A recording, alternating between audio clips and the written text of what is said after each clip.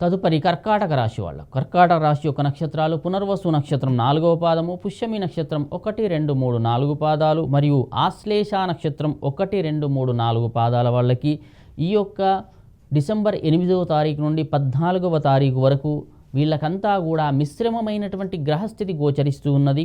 చంద్రకుజులు కూడా మంచి ఫలితాలనే ఇస్తూ ఉన్నారు. కానీ గత వారం కంటే కొంత ఎక్కువగా ఫలితాలు కలిగే అవకాశాలు మార్పులో గ్రహస్థితిలో కూడా మీకు కొంచెం కనిపించడం లేదు. మరియు పంచమంలో ఉన్నటువంటి బుధుడు, ఏకాదశ స్థానంలో ఉన్నటువంటి చంద్రుడు వీళ్ళందరూ కూడా అనుకూలంగా ఉన్నారు. మీకు శని దోషం కూడా మీకు కనిపిస్తూ ఉంది. భాగ్యంలో రాహు ఉన్నాడు, ఆయన కూడా వక్రగతిలో సంచరించడం వలన గురుని యొక్క నీచ స్థితి ఇవన్నీ కూడా మీకు ప్రతికూలతలు కనిపిస్తూ ఉన్నాయి. దానివల్ల కొంత ఇబ్బందులు కూడా కలిగే అవకాశాలు ఈ వారంలో మీకు కనిపిస్తూ ఉన్నాయి. కర్కాటక రాశి వాళ్లకు అనారోగ్య సమస్యలు వచ్చే అవకాశం ఉంది. శారీరకంగా కూడా కొంత ఇబ్బందులు పడే అవకాశాలు కనిపిస్తూ ఉన్నాయి.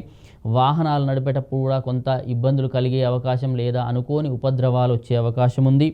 మరియు ఇబ్బందులు ఊహించినటువంటి విధంగా ఇబ్బందులు మీకు దరిచేరే అవకాశాలు కనిపిస్తూ ఉన్న కారణంగా మీరు ఏ పని చేసినా సరే కష్టపడి చేయాల్సిన అవకాశం ఏర్పడుతూ ఉంటుంది. ఆరోగ్యపరంగా కూడా కొంత సమస్యలు అధికమయ్యే అవకాశం ఉంది.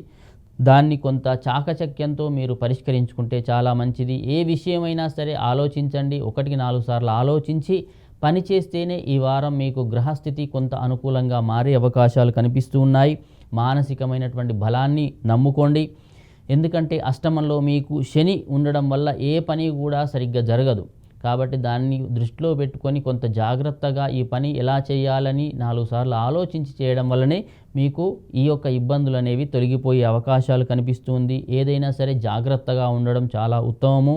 ముఖ్యంగా కర్కాటక రాశి వాళ్ళు ఈ వారమంతా కూడా ప్రయాణాలు చేస్తున్నటువంటి సమయంలో కానీ వృధా ప్రయాణాలు అయ్యే అవకాశాలు కనిపిస్తున్నాయి. ఏ పనికైతే మీరు వెళ్తారో ఆ పని జరగకపోయే అవకాశాలు కనిపిస్తూ ఉన్నాయి. కాబట్టి ప్రయాణాల విషయంలో కూడా జాగరూకత అనేది అవసరము.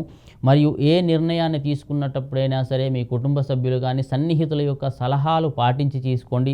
దానివల్ల కొంత ఇబ్బందులు తొలగిపోయే అవకాశాలే మీకు ఈ వారంలో ఈ యొక్క కర్కాటక రాశి వాళ్లకు గోచరిస్తూ ఉన్నాయి.